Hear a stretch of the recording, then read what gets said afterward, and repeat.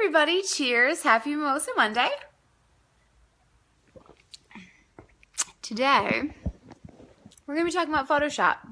So this is something that comes up frequently in my life as a photographer. I hear people, constantly saying things about Photoshop. Some of things are accurate, some things are not. So I thought I would take this opportunity to clear up some of the misconceptions that people frequently have about Photoshop. So the first thing that I've kind of realized lately is people pretty much fall into one of two camps with Photoshop.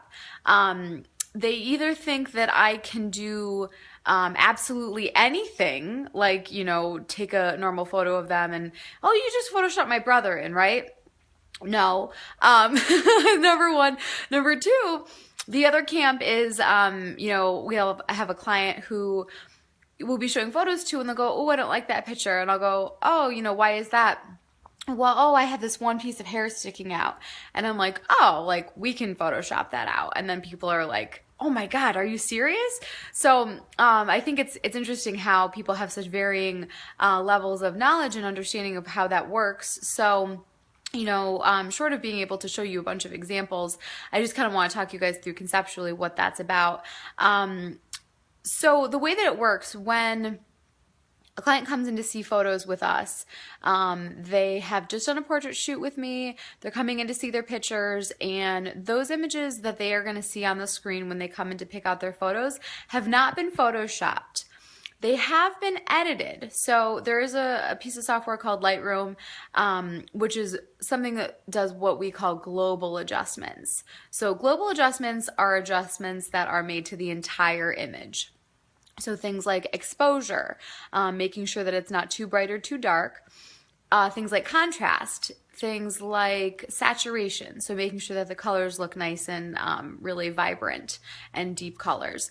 So those kinds of adjustments we make before people see their photographs. So that way the photographs, they look great. They look better than, anything that you would take probably on your own or with your iPhone, but they haven't been retouched. So retouching is kind of the next level of editing an image.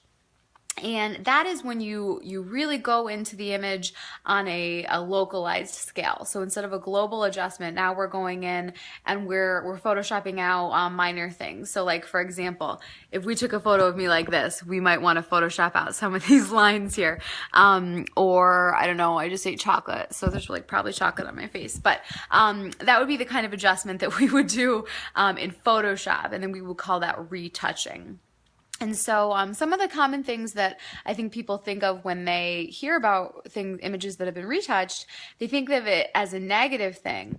And it certainly can be. We've all seen those like celebrity photos released where, it's the cover of a magazine and, Madonna looks like she's 20 in the photograph, but when, they show the unedited version, they changed basically everything about her because I think she's like 60 now.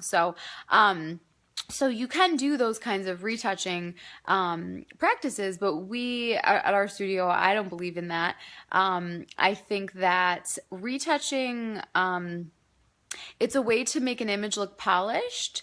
And the whole way that I think about retouching is that we're removing distractions. So anything that's going to distract the viewer from seeing the beauty in themselves or the beauty, in a loved one or something, we're going to retouch out. So like, for example, if this was a photograph and like these two little lines you could see up at the top here, I find those distracting. So like if just a little tiny corner of it was in there and this was a photograph, I would retouch that out just because it's distracting.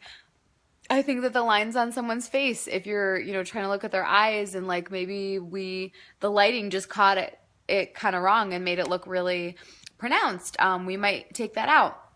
I'm always very respectful. We always talk to our clients about the level of retouching that they're comfortable with or that they're looking for. Generally, we're the ones that want to do a little bit less. I think a lot of times women come in, they go, "Oh, you're gonna make me look skinny, right?" Just go ahead and retouch that half my body out. And the way that we really make people look and feel good in their images is with posing and lighting and camera angles, and so little of it happens in Photoshop. I would say less than 20% of it, that I really think of Photoshop and retouching to just be the icing. It's just the final little polish to the images that make them look great. Major props to Alyssa, our retoucher, who's amazing.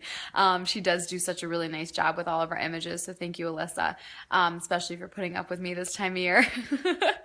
We're busy and we keep taking on new projects and fun things going on this time of year. So thanks, team, for staying with me.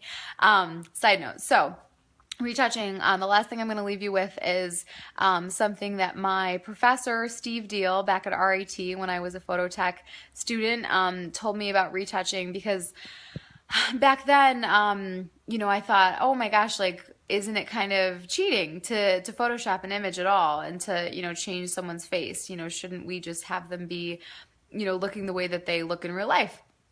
And what he said to me was, so many things happen between the real life person and a printed photograph. So, first of all, you're using a lens, which is going to distort their image in their body. You're using a sensor to capture it. So now we're reducing the resolution from real life down to something that we can print. We're going from 3 dimensions to 2 dimensions. There's lighting to consider. There's so many different things that are affecting the way that this image is being perceived by the viewer that, at that point, I would say his kind of point to me was like, what's the difference between all the things that have already happened to it and then just, a little bit more polish on it. And then the way that I've kind of evolved that and taken to believe it in my daily life is that I want the images to look the way that people look in real life. So when you're talking to somebody in real life, let's say you're talking to your best friend and, you think your best friend is beautiful. When you're talking to her, you're listening to her, and she's moving and she's breathing and she's laughing, and she's a 3-dimensional human being. The way that you think of how she looks compared to a photograph of her frozen are very different things. And so when you have a frozen image, it really gives you permission to look into the finer details of she has a little neck roll, or she has some dark circles under her eyes. And I think it's completely fair game to take those things out of the equation for the added benefit of being able to see them the way that you see them in real life and the way that they come across, and to just kind of get rid of those little distractions to make that image be something that's polished and finished and something that person is really proud of. So love it or leave it. Those are my thoughts and feelings about Photoshop. Feel free to comment. I'm curious to see if you guys agree with me, or if you have any further questions about that. Make sure you comment. Hope you guys are all well, and looking forward to keeping in touch with you guys through the next few weeks. We have some exciting events and things coming up. More on that next week. Hope you guys are well. Mwah. Happy Mimosa Monday. Cheers.